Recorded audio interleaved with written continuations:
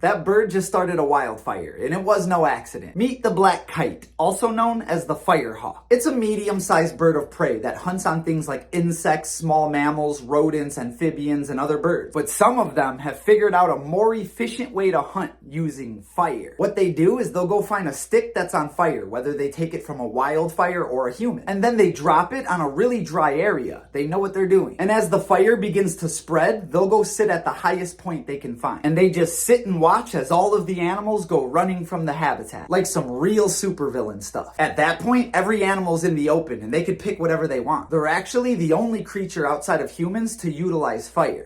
Pyrotechnician birds, that's the last thing we need. Moral of the story, don't mess with a black kite. They bring a whole new definition to playing with fire. Fish out of water. Bird. I'm done. Fish can fly. When did we get this update? Meet the flying fish. Yes, it's actually a fish with wings. They're actually really common and they're found all over the ocean. And they literally just jump out of the water and fly for up to 1,300 feet. That's more than 4 football fields. That's longer than the flight of the first airplane. Talk about living the best of both worlds. However, this might sound crazy, but this is more of a curse than a blessing. Double the turf means double the predators. These poor little fish get hunted by bigger fish all the time in the ocean. So usually they'll use their flying abilities to escape predators. And then they're in the bird's turf. Birds will literally wait for flying fish to take flight. And as soon as they do, the bird just picks them off. Nature just gave them the middle finger. In other words, that's not a win-win. That's a lose-lose. Moral of the story, remember, having more doesn't always mean better. Just when you think the ocean can't get any worse, that thing comes out. Meet the bobbit worm. It's basically a 10-foot long ambush predator worm. And what they do is they hide themselves underneath the sand at the bottom of the ocean, revealing only their mouth and their mandibles, which are used to chop their prey in half. Once they're buried, they have these 5 antennas that are actually specialized sensors. They can detect vibrations, chemicals, and pressure changes, which is how they know when their prey is swimming above them. And at that point, they'll pop out, grab their prey, and pull it into their burrow. Not to mention, they've been known to grab octopus or lionfish, which is a highly venomous fish. But it doesn't affect them at all. In fact, the bobbit worm has no predators. Yeah, I don't like the ocean. But at least they can't harm humans, right? Wrong. Running down the body of a bobbit worm are a whole bunch of venomous spines, and touching them can cause permanent nerve damage. Moral of the story, if you needed another reason of why we don't belong in the ocean, there it is. The mudskipper is one of the weirdest animals on Earth. It's basically a type of fish that can live in and out of the water. That's already weird. And the reason that's possible is because they have gills, so they can live in water like a normal fish. But they can also breathe oxygen in through their skin using special tissues that act like lungs. In fact, they spend more time out of water than in water. And get this, when they're out of water, they can walk using their fins like feet. And they can climb trees. They spend a lot of time in trees.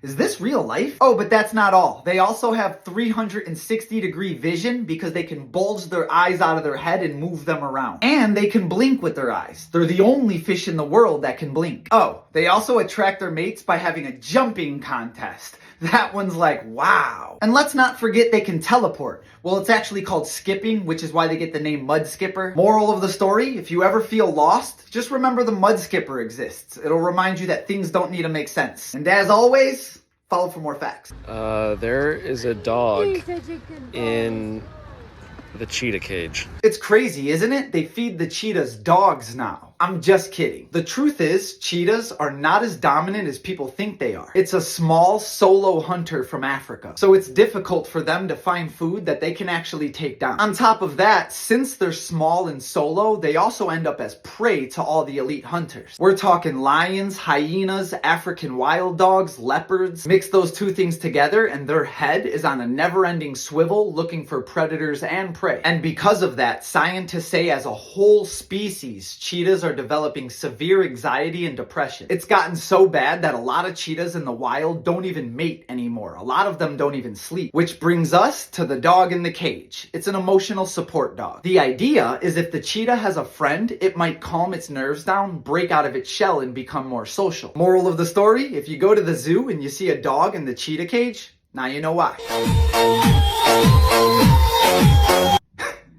Most of the comments are worried about that little guy, but he's fine.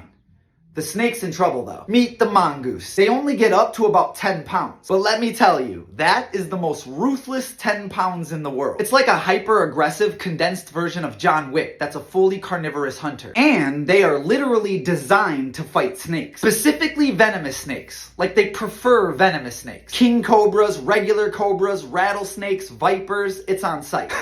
Fear?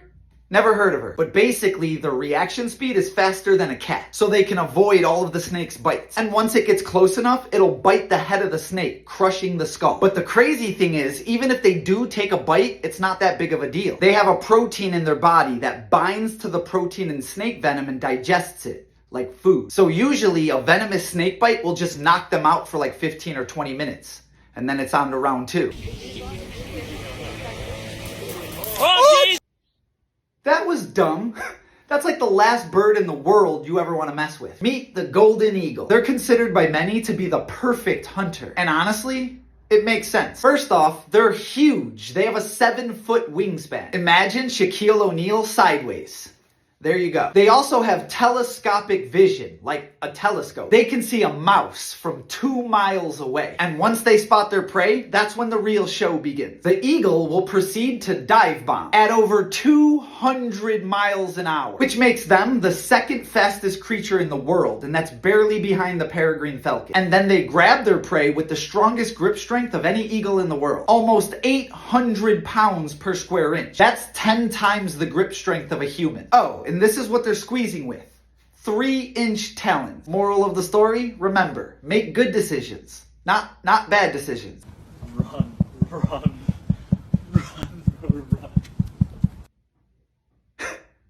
Trust me, you might want to listen to your buddy and run. Meet the leopard seal. These bad boys are undoubtedly the most dangerous seal in the world. In fact, they're the second most dangerous animal in the Antarctic region, and that's only behind the orca. First off, they're humongous. They get up to 12 feet long and 1,200 pounds, and they're fully carnivorous, which is kind of obvious considering their mouth is filled with daggers. They'll eat anything in their path. We're talking other seals, fish, squid, penguins, even a human. It's already happened, true story. Oh, and just in case you find yourself in water with them, they can also swim 25 miles an hour. So you're not getting away. It's basically a torpedo with teeth. Moral of the story, if Happy Feet has taught you anything, it should be never get too close to a leopard. What if I were to tell you that wolves and ravens work together for hunting? Talk about a scary friendship. In some parts of the world, people figured out that wolves and ravens have created a flawless strategy when it comes to filling their bellies. The ravens will take flight and get an aerial view of all unsuspecting animals or groups of animals that could be a potential meal for the wolves. Then they go and contact their carnivorous 4-legged friends and lead them to these animals. And the wolves will do what they do best: expire the animal. And once it's all said and done, they split the meal. That's a win-win for everybody. Except the food. But it goes even further than that. When the wolves go out on this hunt and the ravens are waiting, you know what they're doing? They sit back and babysit the wolf pups. And they say the perfect relationship doesn't exist. Moral of the story, if you ever see a group of ravens, be careful. They might have some 4-legged friends with them.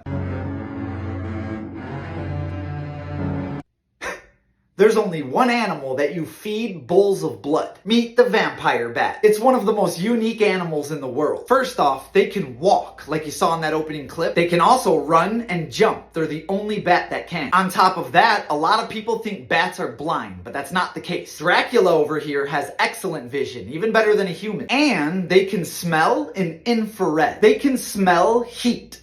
That's a superpower. And they use that superpower specifically to find blood. It's the only thing they consume, hence the name vampire bat. And this is where things get interesting. Basically, what they do is they insert a bite with those razor sharp teeth. And once they do, they mix their saliva into the blood. And their saliva contains a chemical called draculin, which first off prevents the wound from healing, and second, thins out the blood so it pours out faster. That sounds like the plot of a horror movie. Moral of the story? Vampires are real. They're just smaller than they are in the movies. I don't get the hype. These birds are dumb as hell. I would apologize. That is the last creature you want as your op.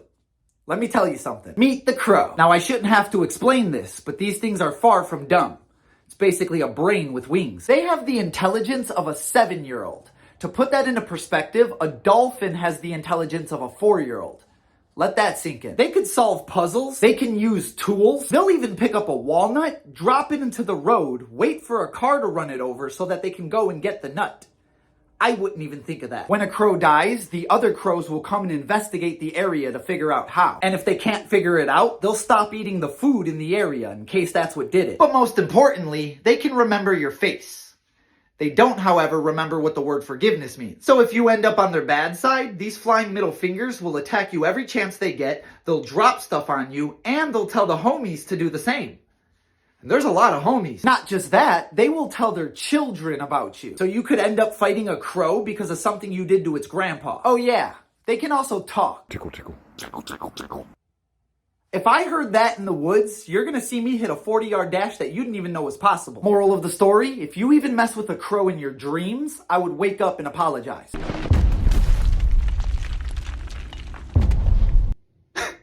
I'm convinced nature picks favorites, and that thing is at the top of its list. Meet the snow leopard. These homicidal furballs are only found in the mountains of Central Asia, and they have more tools at their disposal than Batman. First off, they come stock with an 1,100-pound bite force. They can also run 45 miles an hour. It's like a torpedo with teeth. But none of that matters if you can't see them, because they're also the masters of camouflage. Scientists say they're pretty much invisible. Like if you're an animal and you can't see the snow leopard in this picture, you're cat food. But even if you can see them, you're still cooked. They could jump 49 feet. That's longer than the length of a school bus. That's the longest jump ever recorded in the animal kingdom. I guess their only weakness is falling off a mountain like you saw in the opening clip. Psych! Supercat here has been documented surviving falls of up to 400 feet. How come I got fall damage and they don't? Moral of the story, if you think life is tough, just remember, you could be in the mountains dealing with these guys. That right there is a blue parrotfish caught here. If you're the type of person that enjoys the beach, I'm gonna change that for you. Meet the parrotfish. It's basically a 100-pound armored fish that's only found in tropical regions. I'm jealous. Now, the first thing you'll notice about them is the fact that they have a beak, like a bird beak, hence the name parrotfish. And they use that beak to eat rocks and coral reef. And this is where things get weird. When they eat the coral reef, it can't all be digested. So the rest just gets pooped out. But the thing is, the parrotfish poops out sand. That's sand. They poop sand. And a lot of sand too, like a lot. One parrotfish can expel 1,000 pounds of sand a year. In fact, 70% of all white sand beaches in the Caribbean and in Hawaii are made by parrotfish. Keep that in your mind the next time you say, I want the sand between my toes. Yes, that mouse was howling like a wolf. That's no ordinary mouse. Meet the grasshopper mouse, also known as the werewolf mouse. It's basically a fun-sized, fully carnivorous hunter. And they are hyper-aggressive, like anybody could catch those little hands. Anybody. Like they hunt other mice, tarantulas, giant centipedes, snakes. In what world does a mouse hunt a snake? They are built different. But their personal favorite is bark scorpions, which is the most dangerous scorpion in the US. Except for them, that's light work. First off, they have some immunity to most venom. But not only that, their body has the ability to convert the venom into painkillers. That, ladies and gentlemen, is a superpower. Oh, but the best part is after they win in battle, they literally howl like a wolf to claim their territory. That is no doubt the coolest mouse ever. Sorry, Mickey.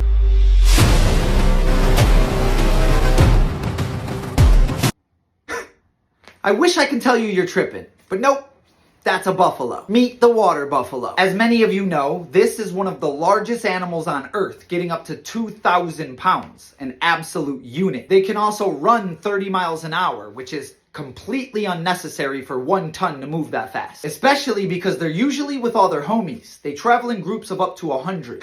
That's like 500,000 pounds of problems. In other words, they got it all on land. But apparently that's not good enough. They could dive and swim like it's nobody's business. In fact, they actually spend more time in water than on land. Not to mention, they could hold their breath for up to 5 minutes. I'm jealous. They don't call them water buffalo for nothing. But the reason they do this is to regulate their body temperature. They overheat really quickly. So they use the water to cool down or to escape predators because nothing's pulling Goliath here out of water.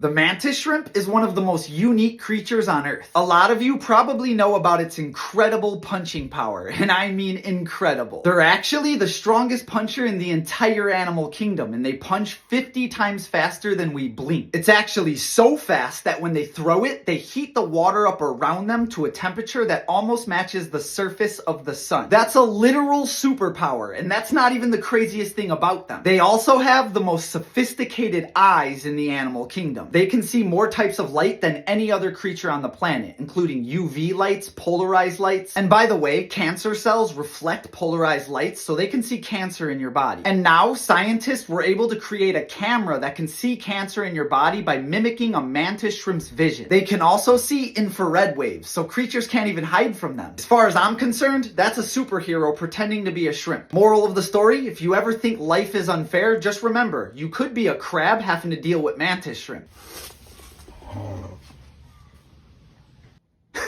Just in case you ever come face to face with one of those, there's some things you should know. That was a red kangaroo. Now there's a lot of kangaroos, but these ones are the ones that look like they can fold you like a pretzel. And they probably could. They get up to 6.5 feet tall and almost 200 pounds. And they have so many ways to turn you past tense, it's not even funny. First off, they have a 975 pound bite force, which is equivalent to a lion. They can also balance on their tail and kick the soul out of you with 800 pounds of pressure. But I wouldn't worry about the pressure. I would worry about the surgical tools that they have attached to their feet. They can literally make your insides become your outsides. It's happened before. Oh, and if you find yourself in water with them, let's just hope you have good lungs. They are excellent swimmers, and they know that we are not. So they might just bait you into the water so that they can baptize you until you see the light. And there's nothing you could do. These things are like negative 10% body fat. Moral of the story, we've all thought about fighting a kangaroo. Just don't think about fighting this one. Are you moving because you want to be one with the cows?